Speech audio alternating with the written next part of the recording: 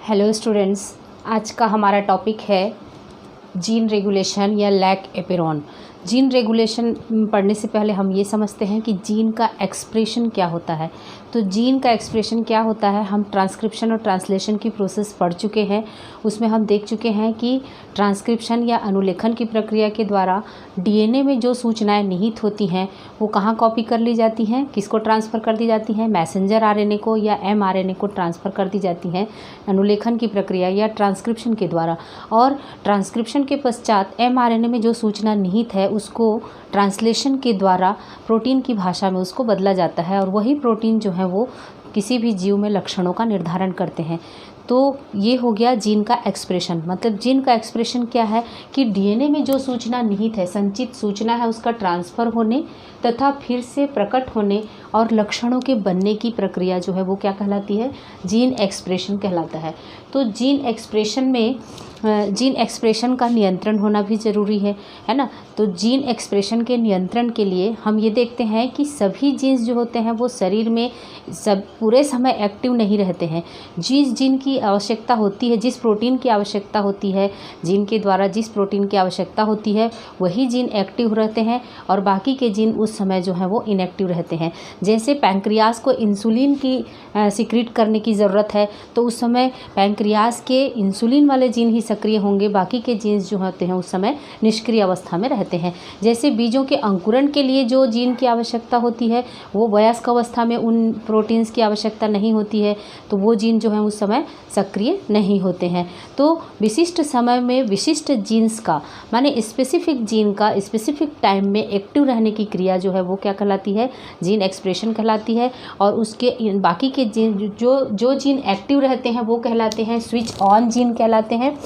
जो जीन जो होते हैं आवश्यकता पड़ने पर स्पेसिफिक टाइम में या विशिष्ट समय में सक्रिय होते हैं वो जीन कहलाते हैं स्विच ऑन जीन।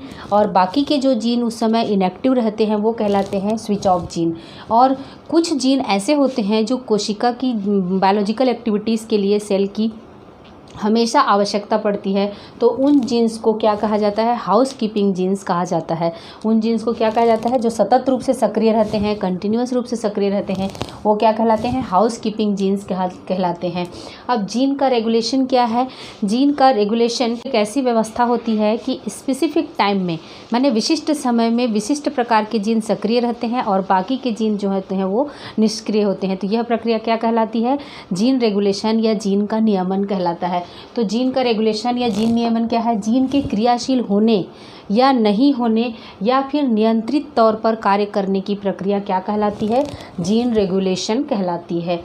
ठीक है। तो जीन रेगुलेशन या जीन के नियमन की प्रक्रिया को समझाने के लिए जैकब और मोनड नामक दो वैज्ञानिक ने 1961 में ई कोलाई बैक्टीरिया के जीन को लेकर उन्होंने अध्ययन किया था कि उनमें जीन का रेगुलेशन को समझाने के लिए दिया था लैक ओपेरॉन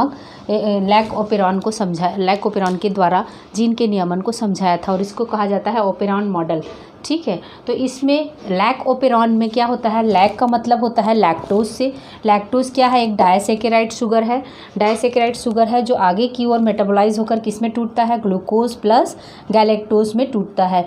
तो बैक्टीरिया जो है वो जब ग्लूकोज माध्यम में होता है तो आमतौर पर उसमें उसके सारे जीन्स जो होते हैं लैक्टोज को मेटाबोलाइज करने वाले जीन्स जो होते हैं वो इनएक्टिव फॉर्म में रहते हैं और जब माध्यम में लैक्टोज आ जाता है तब वो एक्टिव हो जाते हैं सारे जीन्स और इसको मेटाबोलाइज करने लगते हैं। तो लैक्टोज जो है वो डायसेकेराइड है, आगे की ओर टूटकर ग्लूकोज और गैलेक्टोज मोनोसेकेराइड में चेंज होता है। ओपेरॉन क्या है, ग्रुप ऑफ जीन्स है, पूरे जीन्स का एक समूह है जो एक इकाई के रूप में कार्य करते हैं और ये लैक्टोज के मेटाबॉलिज्म को संपन्न करते हैं या फिनिश करते हैं। तो ग्रुप ऑफ जीन्स हैं, तो इसमें दो प्रकार के जीन्स पाए जाते हैं, एक है कंट्रोलिंग जीन्स और दूसरा है स्ट्रक्चरल जीन्स। कंट्रोलिंग जीन्स जो होते हैं वो स्ट्रक्चरल जीन्स की क्रिया को कंट्रोल करते हैं। तो इनमें स्ट्रक्चरल जीन्स कौन कौन से होते हैं, Z, Y और A। तो हम एक एक करके देखते हैं। कंट्रोलिंग जीन्स जो होते हैं या नियंत्रक जीन्स दो प्रकार के होते हैं, एक होता है तीन प्रकार के होते हैं, रेगुलेटर जीन, प्रोमोटर जीन और ऑपरेटर जीन। तीन कौन कौन से हैं, रेगुलेटर, प्रोमोटर और ऑपरेटर जीन। तो हम बाद में स्ट्रक्चर इसके माध्यम से अच्छे से समझेंगे। तो रेगुलेटर जीन जो होता है वो ट्रांसक्रिप्ट, यहाँ पर देखिए रेगुलेटर जीन जो है आई, इसको आई के द्वारा डिनोट किया जाता है। यहाँ पर इनहिबिशन नहीं है, इसका मतलब क्या है, इनहिबिटर, यहाँ पर आई का मतलब इनहिबिटर है, ठीक है। तो ट्रांसक्रिप्शन के द्वारा ये mRNA का प्रोड्यूस करता है। क्या प्रोड्यूस करता है, आई जीन जो है वो mRNA को प्रोड्यूस करता है, एक रिप्रेसर mRNA को प्रोड्यूस करता है, ठीक है, रिप्रेसर mRNA को प्रोड्यूस करता है। और प्रोमोटर क्या करता है, इस जीन पर आकर RNA पॉलीमरेज जुड़ता है।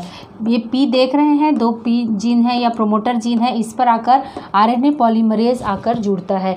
तीसरा है ऑपरेटर जीन। ऑपरेटर जीन्स पर क्या है, लैक ओपेरॉन को यह जीन ऑपरेट करती है, माने आगे की ओर जो स्ट्रक्चरल जीन्स है उनको ऑपरेट करने का काम कौन करता है, ऑपरेटर जीन करता है। अर्थात ये जीन जो है वो ऑन कंडीशन में है तो प्रोटीन्स बनेंगे, और ये जीन जो है वो ऑफ कंडीशन में है, ये एक्टिव इनएक्टिव है, ऑपरेटर जो है इनएक्टिव है, तो ये सारे जीन्स जो है वो एक्टिव नहीं होंगे और प्रोटीन को प्रोड्यूस नहीं करेंगे या प्रोटीन को उत्पन्न नहीं करेंगे। तो ये ऑपरेटर जीन है जो पूरे लैक ओपेरॉन को कंट्रोल करता है या ऑपरेट करता है। और ओपेरॉन अब किसको कहेंगे, संरचनात्मक और क्रियात्मक जीनों का समूह है जो एक इकाई के रूप में कार्य करता है। लैक ओपेरॉन किसको कहेंगे, स्ट्रक्चरल और नियंत्रक, संरचनात्मक और नियंत्रक जीनों का एक समूह है जो एक पूरी इकाई के रूप में कार्य करता है, उसको कहते हैं ओपेरॉन। तो इसी के द्वारा बैक्टीरिया में लैक्टोज के मेटाबॉलिज्म को समझाया था जैकब और मोनट ने 1961 में, ठीक है। तो इसको हम 2 सिचुएशन में पढ़ सकते हैं, एक है ऑन कंडीशन और दूसरा है, एक है ऑफ कंडीशन और दूसरा है ऑन कंडीशन। तो जनरली लैक ओपेरॉन जो है वो ऑफ कंडीशन में ही रहता है, लेकिन इसको इंड्यूसर या प्रेरक के माध्यम से इंड्यूस किया जा सकता है या प्रेरित किया जा सकता है। तो इसमें इंड्यूसर का काम कौन करता है, लैक्टोज, ठीक है। इंड्यूसर का काम कौन करता है, लैक्टोज करता है, और जनरली वो माध्यम में ग्लूकोज रहता है, उससे अपना जो है वो एनर्जी लेता है। लेकिन जब ग्लूकोज की माध्यम में कमी हो जाती है और जब लैक्टोज उपस्थित रहता है तो लैक्टोज को क्या करना पड़ेगा, ये डायरेक्ट तो एक्टिविटी के लिए यूज़ नहीं कर सकता, उसको तोड़ना पड़ेगा। तो तोड़ने के लिए इन जीन्स को उसको एक्टिव करना पड़ेगा। तो उसके लिए किस प्रकार से प्रक्रिया पाई जाती है हम देखते हैं। सबसे पहले हम देखते हैं स्विच ऑफ कंडीशन या स्विच ऑफ कंडीशन, या इसमें जब इंड्यूसर एब्सेंट है। इंड्यूसर किसको मान रहे हैं, लैक्टोज को मान रहे हैं। इस प्रकार से ये लैक ओपेरॉन जो है वो इंड्यूसिबल सिस्टम है, यानी प्रेरित तंत्र है। ये सिस्टम पूरा क्या है, इंड्यूसिबल है और नेगेटिव है, इंड्यूसिबल है और नेगेटिव है। नेगेटिव किस तरह से है, हम देखते हैं इसमें कि जीन आई के द्वारा, सबसे पहले देखो ग्लूकोज का, ये मान लीजिए बैक्टीरिया का सेल मेम्ब्रेन है, बाहर माध्यम में ग्लूकोज उपस्थित है, स्विच ऑफ कंडीशन की बात चल रही है, ठीक है। मेम्ब्रेन है, ये सेल मेम्ब्रेन है बैक्टीरिया का, ठीक। तो ग्लूकोज जो है वो बैक्टीरिया के अंदर में पूरी एक्टिविटी के लिए काम आता है। तो इस ऑफ कंडीशन में जीन आई जो है वो इस प्रोमोटर जीन के माध्यम से, प्रोमोटर से हमेशा क्या जुड़ता है, आरएनए पॉलीमरेज जुड़ता है। तो एक आरएनए पॉलीमरेज जुड़कर जीन आई के द्वारा एक एमआरएनए को प्रोड्यूस करता है, एक रिप्रेसर आरएनए को, है ना, एक रिप्रेसर एमआरएनए को प्रोड्यूस करता है। और ये रिप्रेसर एमआरएनए फिर किसको ट्रांसलेट करेगा, ट्रांसलेशन के द्वारा क्या बनाएगा, यहाँ पर देखिए ये एमआरएनए यानी यहाँ पर ट्रांसक्रिप्शन होगी। कौन सी प्रक्रिया होगी, ट्रांसक्रिप्शन। ट्रांसक्रिप्शन के द्वारा एमआरएनए, रिप्रेसर एमआरएनए का निर्माण करेगा, और रिप्रेसर एमआरएनए जो है वो ट्रांसलेशन के द्वारा, रिप्रेसर एमआरएनए ट्रांसलेशन के द्वारा रिप्रेसर प्रोटीन का निर्माण करेगा। और ये रिप्रेसर प्रोटीन एक एक्टिव प्रोटीन है जो कहाँ पर जाकर जुड़ जाता है, ऑपरेटर से, ऑपरेटर जीन से, जीन ऑपरेटर से जाकर जुड़ जाता है और उसको ब्लॉक कर देता है। तो जब ऑपरेटर से ये एक्टिव प्रोटीन या रिप्रेसर जाकर जुड़ जाता है तो यहाँ जो आरएनए पॉलीमरेज उपस्थित होता है वो आगे की ओर स्लाइड नहीं कर पाता, और आगे की ओर ये जीन जो है वो एक्टिव नहीं हो पाते और प्रोटीन को ट्रांसक्राइब नहीं कर पाते। ये क्रॉस से दिखाया गया है देखिए। और ये जीन्स जो है वो एंजाइम प्रोड्यूस नहीं कर पाते हैं। क्यों, क्योंकि उनका जो ऑपरेटर वाला हिस्सा है वो ब्लॉक है। किसके द्वारा ब्लॉक है, एक्टिव प्रोटीन के द्वारा ब्लॉक है। तो ये जेड, वाई और ए जीन जो है वो क्या करते हैं, एक्सप्रेस नहीं हो पाते हैं। तो इन जीनों के बारे में भी थोड़ा सा देख लेते हैं। जेड जीन जो होता है वो बीटा गैलेक्टोसाइडेस एंजाइम को प्रोड्यूस करता है, वाई जीन जो होता है वो परमिएज एंजाइम को प्रोड्यूस करता है, और ए जीन जो होता है वो ट्रांस एसिटिलेज एंजाइम को प्रोड्यूस करता है। तो हम ऑन कंडीशन में देखेंगे। ये ऑफ कंडीशन में क्या हो गया, मीडियम में ग्लूकोज उपस्थित है, उस समय क्या है, रिप्रेसर जो है वो जीन आई रिप्रेसर mRNA को प्रोड्यूस करेगा, रिप्रेसर mRNA के ट्रांसलेशन के फलस्वरूप रिप्रेसर प्रोटीन प्रोड्यूस करेगा, और ये एक्टिव प्रोटीन है जो जाकर किससे जुड़ जाता है, ऑपरेटर से जुड़ जाता है। उसके कारण RNA पॉलीमरेज की क्रिया रुक जाती है और ट्रांसक्रिप्शन नहीं हो पाता, और उसके फलस्वरूप ये तीनों जीन, स्ट्रक्चरल जीन या संरचनात्मक जीन है, उनसे प्रोटीन का निर्माण नहीं हो पाता है। तो ये आमतौर पर ऑफ कंडीशन में होते हैं, ये ऑफ कंडीशन की बात चल रही है। उसके बाद आता है ऑन कंडीशन। कब होता है, जब मीडियम को हम इंड्यूस कराते हैं या मीडियम में यदि लैक्टोज प्रेजेंट हो जाता है। तो यहाँ पर देखिए मीडियम है, मीडियम में लैक्टोज प्रेजेंट है। लैक्टोज क्या है, एक इंड्यूसर का काम करता है। और यहाँ पर बैक्टीरिया में देखिए, बैक्टीरिया के सेल के अंदर में परमिएज एंजाइम क्या काम करता है, 3 जीन है, एक तो Z है, Y है और A है। Z के द्वारा बीटा गैलेक्टोसाइडेज का निर्माण होता है, जो लैक्टोज को क्या करते हैं, ग्लूकोज और गैलेक्टोज में तोड़ देते हैं। वाई जीन जो होते हैं वो क्या किसका करते हैं, परमिएज का ट्रांसक्रिप्शन करते हैं, परमिएज एंजाइम का निर्माण करते हैं। और ए जीन जो होता है वो ट्रांसएसिटिलेज को। तो कुछ मात्रा में परमिएज एंजाइम जो है इसकी बॉडी में पहले से उपस्थित रहता है, जो मीडियम का जो लैक्टोज है उसको अंदर आने का परमिशन दे देता है। ठीक है, मीडियम में जैसे ही लैक्टोज जो है वो अंदर की ओर आया, वो तुरंत ही एलोलैक्टोज में परिवर्तित हो जाता है। तुरंत किस में परिवर्तित हो जाता है, एलोलैक्टोज में परिवर्तित हो जाता है। ये देखिए, ये है एलोलैक्टोज, तुरंत एलोलैक्टोज में परिवर्तित हो जाता है। अब ये एलोलैक्टोज जो है वो किससे बाइंड हो जा रहा है, यहाँ पर भी जीन आई से mRNA रिप्रेसर प्रोटीन सिक्रीट होगा, mRNA बनेगा, mRNA से रिप्रेसर प्रोटीन का प्रोडक्शन होगा। अब ये mRNA प्रोटीन जो है वो ऑपरेटर से जाकर न जुड़कर यहाँ पर किससे जुड़ जाएगा, एलोलैक्टोज से जुड़ जाएगा। कारण क्या है कि एलोलैक्टोज की एफिनिटी जो है, रिप्रेसर की एफिनिटी एलोलैक्टोज से अधिक है बजाय ऑपरेटर के, है ना। तो इसीलिए ये ऑपरेटर से हटकर रिप्रेसर प्रोटीन किससे जुड़ जाता है, यहाँ पर रिप्रेसर प्रोटीन जो है यहाँ पर किससे जुड़ जाता है, एलोलैक्टोज से इस तरह से बाइंड हो जाता है। और इसके साथ बाइंड हो जाने के कारण ये ऑपरेटर से नहीं जुड़ पाता, और ऑपरेटर से नहीं जुड़ पाने के कारण आगे की ओर Z, Y और ये तीनों जो स्ट्रक्चरल जीन्स हैं या संरचनात्मक जीन्स हैं उनमें ट्रांसक्रिप्शन की क्रिया होगी, क्योंकि RNA पॉलीमरेज जो यहाँ पर प्रोमोटर पर स्थित है वो धीरे धीरे स्लाइड करना शुरू करता है और ट्रांसक्रिप्शन होती है, और उसके फलस्वरूप Z से बीटा गैलेक्टोसाइडेज स्रावित होते हैं, एंजाइम्स का निर्माण होता है, Y से परमिएज एंजाइम का और A से ट्रांसएसिटिलेज का। तो ट्रांसएसिटिलेज एंजाइम का कार्य तो निश्चित पता नहीं है, लेकिन फिर भी इनका यह माना गया है कि लैक्टोज के मेटाबॉलिज्म के लिए आवश्यक हैं। तो ये तीनों ही एंजाइम जो होते हैं, बीटा गैलेक्टोसाइडेज, परमिएज और ट्रांसएसिटिलेज, तीनों ही एंजाइम लैक्टोज के मेटाबॉलिज्म या उपापचय के लिए आवश्यक होते हैं। बीटा गैलेक्टोसाइडेज एंजाइम जो है वो लैक्टोज को ग्लूकोज और गैलेक्टोज में तोड़ देता है, ठीक है। और परमिएज एंजाइम क्या करते हैं, और अधिक मात्रा में लैक्टोज को अंदर आने की परमिशन देता है या उसकी मेम्ब्रेन की परमिएबिलिटी को बढ़ा देता है, ताकि अधिक से अधिक मात्रा में लैक्टोज जो है वो मीडियम से अंदर बैक्टीरिया सेल के अंदर आ सके। तो ये हो गया इसके जीन रेगुलेशन की क्रिया ऑन ऑफ कंडीशन में, ठीक है। और ऑफ कंडीशन में क्या होता है, ग्लूकोज मीडियम में प्रेजेंट है, और ऑन कंडीशन में क्या होता है, लैक्टोज प्रेजेंट है।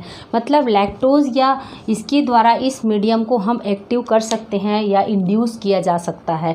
तो ये हो गया ओपेरॉन का स्विच ऑन कंडीशन और ये ओपेरॉन का स्विच ऑफ कंडीशन। तो बैक्टीरियल सेल में किस तरह से जीन को रेगुलेट किया जा रहा है इसको बताया गया लैक ओपेरॉन के माध्यम से।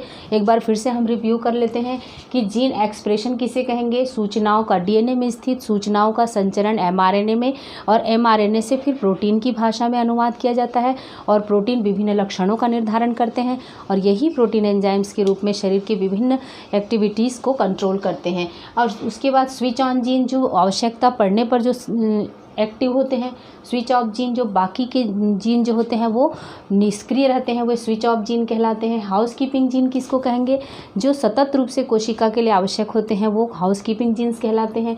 जीन का रेगुलेशन किसे कहेंगे, कि जीन के क्रियाशील होने नहीं होने या नियंत्रित तौर पर कार्य करने की क्रिया क्या कहलाती है, जीन की रेगुलेशन कहलाती है। इसको किसने अध्ययन किया था, जीन रेगुलेशन का अध्ययन प्रोकैरियोट्स में या बैक्टीरियल सेल के माध्यम से 1961 में जैकब और मोनड ने दिया था। ओपेरॉन मॉडल प्रस्तुत किया था, लैक ओपेरॉन के माध्यम से समझाया था।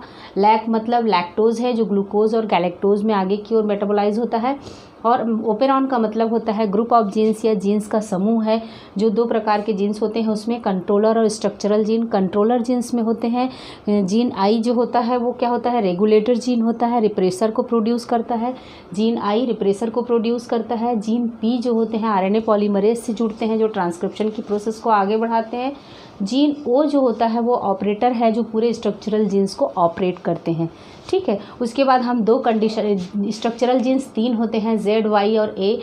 जेड जो होता है वो देखिए बीटा गैलेक्टोसाइडेज का प्रोड्यूशन करते हैं। वाई जीन जो होते हैं परमिएज को बनाते हैं और ए जो है वो ट्रांस एसिटिलेज को ट्रांसक्राइब करते हैं या ट्रांसलेट करते हैं।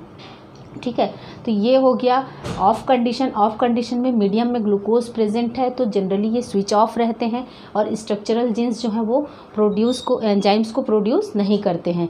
और ऑन कंडीशन में यदि मीडियम में लैक्टोज है तो यहाँ पर इंड्यूस किया गया है सिस्टम को पूरा, और उसके फलस्वरूप जीन आई जो है वो रिप्रेसर प्रोटीन प्रोड्यूस करता है जो लैक्टोज के एलोलैक्टोज से बाइंड करके इनएक्टिव रिप्रेसर प्रोटीन बनाता है।